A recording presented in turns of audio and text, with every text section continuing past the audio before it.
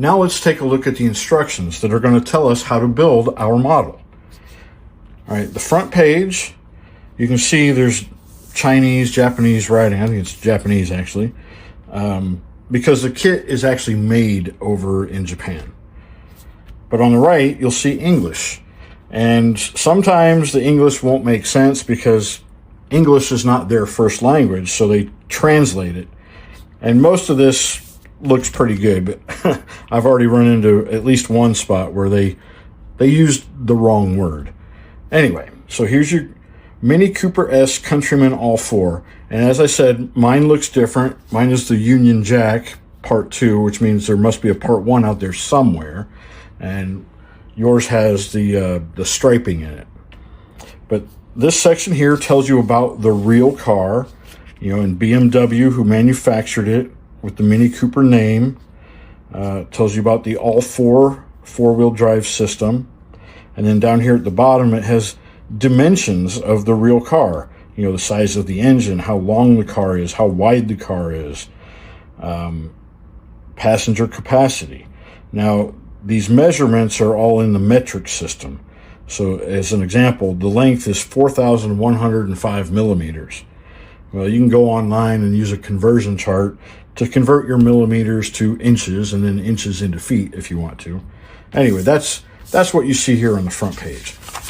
Now, when we turn it over, and this is where I found one of the mistakes they made. So right up here at the top, it says this kit can be assembled, then chose, the word should be choose, then choose to use a left-hand, right-hand drive specification. So you can build this either like mommy's car with the driver's steering wheel on the left side, or like they would be driving it over in the United Kingdom with the driver's steering wheel on the right side of the car. Now mine, I'm going to do it like we drive here in the United States, so mine will be on the left-hand side. But that's up to you. If you want to do the right-hand side, you can do that. And it'll tell you in the instructions when and how to do that. All right, so then below that, we have some symbols here. So this symbol here with the two opposing arrows, that tells you that when you see that symbol, it's an optional task, right? So you don't have to do this, but you can if you want to, all right? The block with the star in it, that says apply decal or decal. I kind of grew up saying the word decal, but if you look at it, decal is probably more correct. In the United States, most modelers say decal. And over in the United Kingdom, most of those modelers and other modelers around the world will say decal. So it's up to you on how you want to pronounce that. I tend to go back and forth. I like the decal word, but decal is just as good. All right. And then you've got this one. And what this represents is a tube of glue. I don't really use the tube anymore. We're using our little jar of liquid cement. And it's got this line through it. All right. That says do not cement. So when you see this symbol on whatever step you're working on, do not put any glue on it. Do not cement that. All right. And then you've got this sideways or diagonal exclamation point. All right. And that's trying to get your attention to say, be careful. So whatever you see this next to, they want you to be very careful when you're doing that step. All right. And then over here, we see our glue bottle again, or a glue tube, but it looks a little different. This one has a line going through it. This one has black and white separating it. So what it says here is, please ensure to remove plating prior to adhering plated parts. Now, what do they mean? What's plating? All right, some of the parts are made to look like chrome, all right? So if you have a part that has that chrome finish on it, you have to remove some of that to make the glue stick. Generally speaking, most modelers actually remove that chrome altogether. There's a way of soaking it in a chemical that'll take it off and you're left with just bare plastic. In fact, I can show you this is a grill for another car that I'm building. And at one time, it was very shiny, just like this wheel. all right? That's chrome plating. So underneath that plating is just white plastic, all right? So I took it off, and I will paint that with a special metal paint that'll look like chrome, but it'll actually look a little better. And the reason we do that, all right, when you get to a more advanced stage, is where you have to cut it free from your sprue. All right, that little area won't have the chrome on it. But when you glue it to the car, that might be visible, and you don't want to see that. You want it to all look like chrome, right? So we do that as a way to cover up those areas where the chrome might be missing when you cut it away from the sprue. But on this model, we're not going to worry so much about that. This is our first one, and we'll learn some things going through this that we can apply to the next model. And when you do your next model, you'll learn something on that you can apply to the one after that, and so on and so forth, until you have all the basics pretty well mastered, and then you can start introducing new techniques, new tools, more advanced tools, and you can build some more advanced kits, all right? But we're starting at square one. All right, now last symbol, this says ×4, means 4 sets needed. Now, I can probably guess and say that's probably talking about the wheels and the tires. We need 4 wheels, we need 4 tires. So that's that.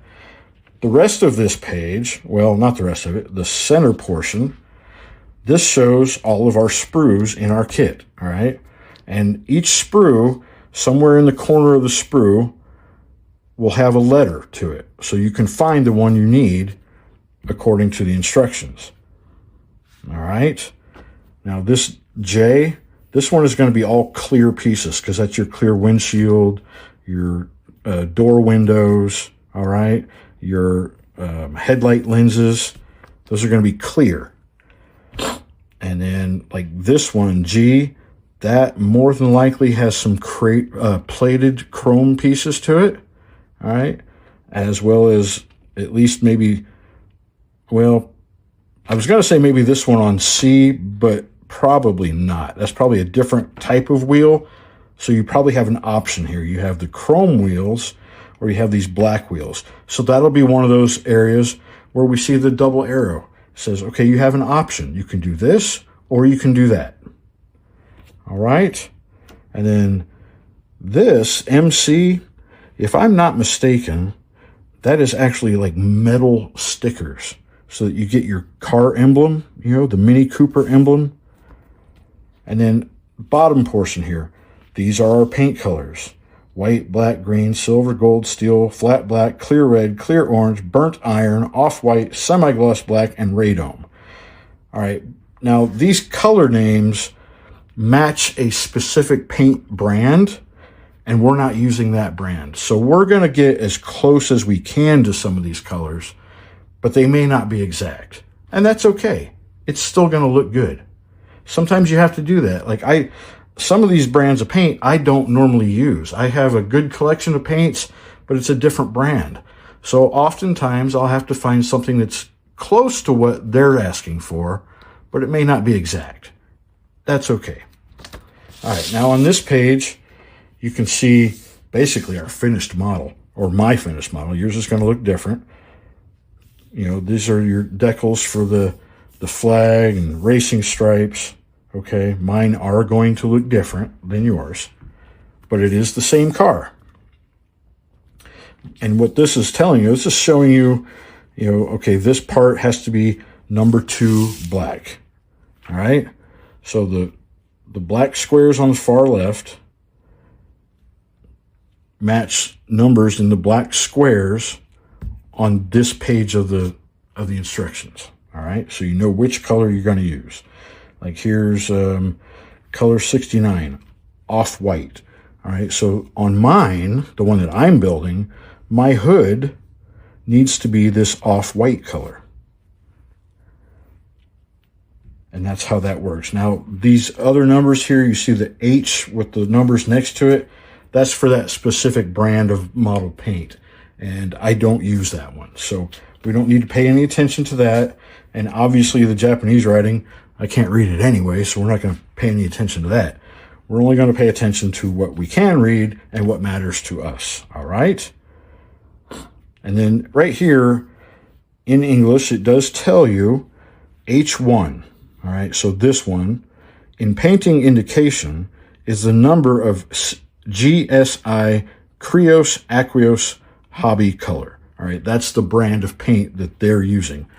The one that I'm not using, I don't have that. All right. While this one, so you got the H with the white one and then the 1 in the black box. That's what we're using. All right. Is that of Mr. Color. All right. So it's also another paint brand. So what we're using really is the identification of the color. All right. So white, black, we know what color they want those to be. So we're going to try to get close to using whatever color they ask for. Now we may have to mix a couple colors to get what they're asking for. And we'll get to that at some point. All right, let's turn this page. Oh, let's turn multiple pages. All right, so this all extends out in one long sheet. But you can see we have steps. All right, here's step 1. All of this is step 1. We've got step 2. All of this being step 2. All right. And it tells you, here's color callouts. Remember the square with the number in it? All right, now these circles with the numbers in it, those are for your decals. Your decal sheet is also numbered. All right, so this is telling you on that sheet, there's right in the middle, decal number 17 is the Mini Cooper wings and emblem. All right, and then number 20 is probably this white, or it's probably a silver ring that goes around the center of the steering wheel. All right, and then over here, let's look. So, all right, that said B11. We've got C3, B14, B11, E11. All right, those are your sprues, okay? B11. So here's B, and when you look closer at it, here's 11. That's our steering wheel. See? And then our color, 33 in the black square. So what is that? 33. That's flat black. We have that. So that's what we'll paint our steering wheel. All right. And then the same goes for the rest of it. You've got your color callouts, your parts callouts, and then it shows you, you know, this goes to this goes to that. But look, here's our optional symbol. Remember, we can do it right-hand drive. So you need this piece, or you can do it left-hand drive. So the left-hand drive is C2, right-hand drive is C3. So there you have your option. You have a decision to make. Do you want to do it American style, or do you want to do it British English style? And you can do it either way. It's entirely up to you. All right, and then this picture here, that shows our instrument panel and how to paint it, what colors to use. All right, now look at this. Here it says 8, 80%, plus 61, 20%. All right, what are those colors? So 8 says 8 is silver, and 61 is burnt iron. All right, burnt iron is kind of, it's a dark gray, really. So they don't want it too dark, and they don't want it too silver. So we're mixing a little bit. All right. Same here. Same color. A little bit of a mix. And that's being painted. That's going around your heating and air conditioning vents on the dashboard. Right. But then maybe the centers of those, all right, are 33, which is flat black. But that's what all of this is telling us, how to do our interior pieces. So the seats have a front and a back half that have to be glued together. And then it tells you where to put those seats. And then, okay, you've got left-hand drive or right-hand drive. So you got to pay attention to where your foot pedals are going, right? It's the same foot pedals. They're just going to go in a different location on the floorboard portion of it. And then from there, that's 1 and 2. So then we go to 3 and 4. All right, 3 and 4. 3 is the bottom of the car. All right, so some of our steering components, our shocks. All right, and here's some closer detail painting numbers. All right, more of our suspension and drivetrain. All right, and then this is the overall view of the bottom of the car and the different colors that they're painting that. And then here we go, step 5, front axle assembly. All right, so you've got all these other components, and they all get colors. They all have to be painted. And then the muffler and subframe installation. So you've got all your steering and suspension components installed. Now it's time to put on the rest of the subframe and our exhaust system. And then we can move on to the next page. All right, step 7. And look, remember what I said that the wheels, you probably have an option? That's what we have here. We have this chrome plated G1, or we have C8 that's not chrome plated. It's just a standard color, black. All right. And then we start putting the wheels on it, putting the interior onto the frame. Then we start adding our bumpers and grills and the radiator and our headlight pieces. All right. And the way this is showing it, it actually all goes in from the inside of the car. Instead of gluing it from the outside, it goes on the inside so that you get a nice tight fit around all those edges.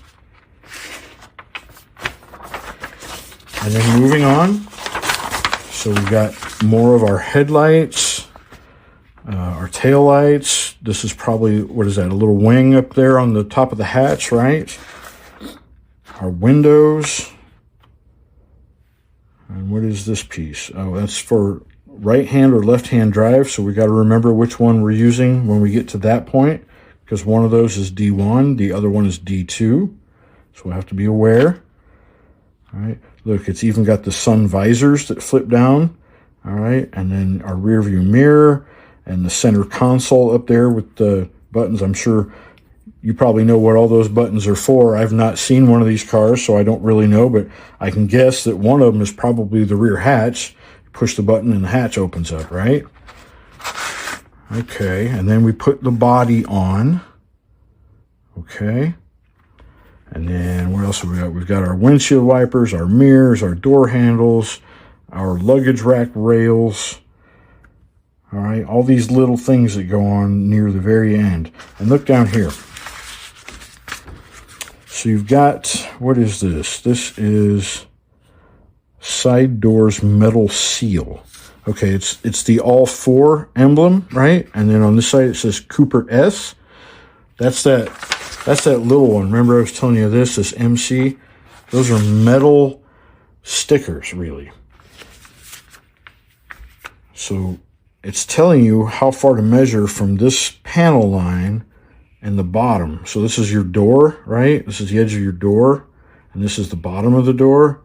It's saying you need to go over 3.5 millimeters and up 5.5 millimeters and put that piece right there. And then this one's giving you measurements for this side. All right.